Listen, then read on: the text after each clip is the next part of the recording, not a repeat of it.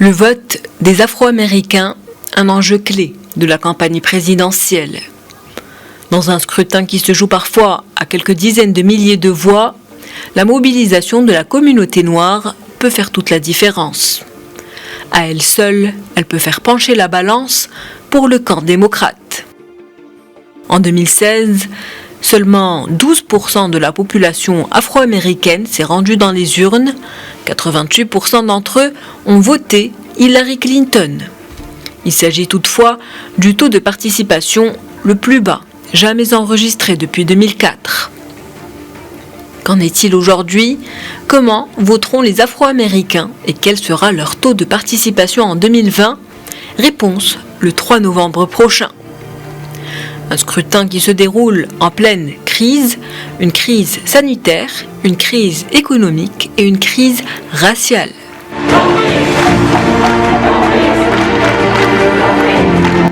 Avec la montée en puissance du mouvement des Black Lives Matter, la question raciale n'a jamais été aussi importante que durant ces élections.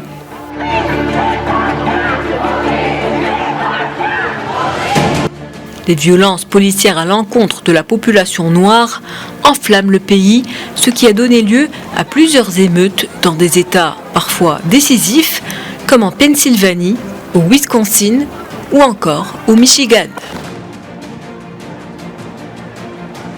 Ancien vice-président de Barack Obama, Joe Biden a toujours été très impliqué pour la communauté afro-américaine.